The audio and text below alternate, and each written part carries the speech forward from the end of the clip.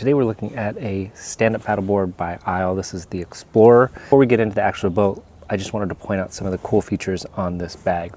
Outside pocket that holds a repair kit, unzipper, a couple different cinch straps here. You could put extra gear between here, or you could just help compress the overall package. On each side, there are additional cinch straps. There's a handle on both sides, which is nice. This is great for being able to carry it like this. I love that there is a handle on the top. This is great for pulling something out of a car. It has padded shoulder straps. It has a adjustable sternum strap. These can slide up and down. Additional D-rings if you want to tie something else off on it. Adjustable length for the shoulder pads. It has a padded waist belt, which is nice. Also adjustable. On the bottom of this, it has these rubber feet to just help reduce wear and tear on the bottom. And then it also has a hole for draining. The sides also has these elastic mesh pockets. So the Explorer is one of Isle's more premium stand-up paddle boards. Comes with a pump. I believe this is a dual action pump. It has a PSI gauge on it. This board, I believe, can go up to 17 PSI. Comes with a carbon fiber paddle that's adjustable. Then this closes down. And then this handle up here is adjustable, so that's pretty good for most paddlers. And then here's the paddleboard. Also comes with a small dry bag to put glasses, phone, stuff in if you want to do that. So that's nice. And then there's also a ankle tether if you want to use that as well. It has a nice wide strap here to help compress the whole package. We'll roll this out here.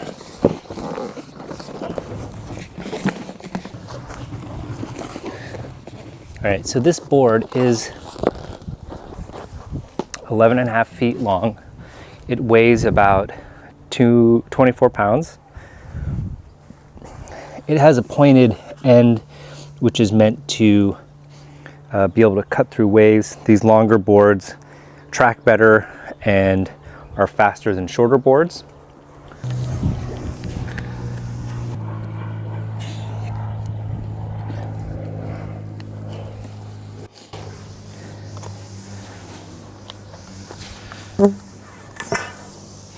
So, talk a little bit about this pump. This pump has dual action, so you can do double action, which is great for pumping it up quick, or single action when you're just trying to get those last few PSI in there.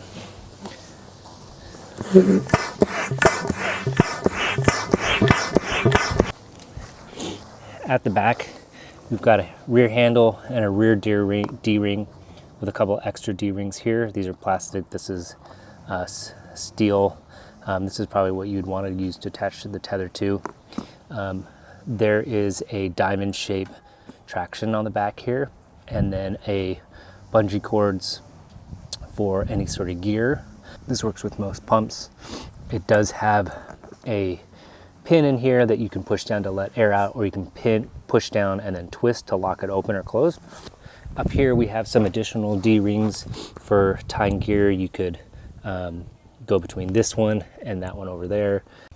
Over here we've got a couple of Velcro loops for the paddle. Good size handle for carrying. Up here there are 6 D-rings, and then the bungee cord here for more gear. And then you've got another handle here at the front and a couple extra D-rings. The long length does give it more speed and better tracking, though it makes it less maneuverable. So it sort of depends. If you plan on doing a lot of long distance paddling and you want to be able to do so at more efficient speeds, definitely look at a longer one. If you're going out and just playing around and not really covering much distance, shorter ones can sometimes be more fun and more maneuverable. So underneath we have 2 tracking fins here, and then we've got another fin here. Okay, so there is this pin here that can slide out.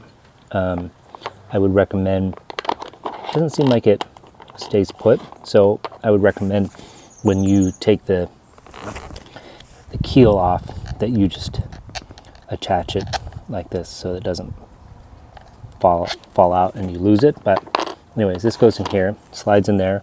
There are these pins back here that go in here. The front of this matches up on here and just pushes down like so. And then this screw goes on top of there. This will help keep it tracking straight. This does have a weight capacity of 300 pounds. I would say one downside is that this white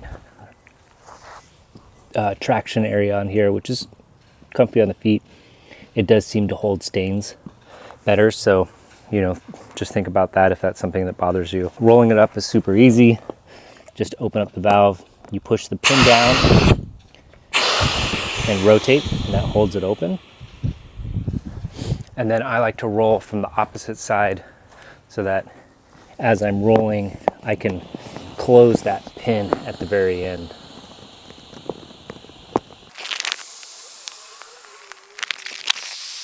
Once you get the majority of the air out, I'll often close that. Again, push down slightly and turn. The reason why is that way, at this point, we're not sucking air back in. Then I can just come back here and roll this up much tighter than before. And the air will just push its way down to the end. And then once we get close to there and I can see that we're sort of like a tube of toothpaste rolling that air, I can just hit that valve a little bit to let some out.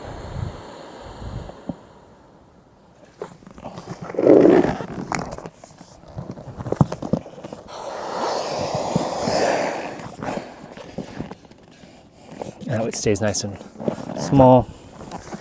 Then I use the included strap, tighten that down. And then I'll show you, the backpack is quite spacious.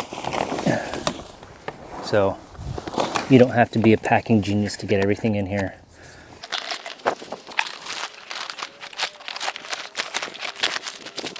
Centered a little bit better here. There you go.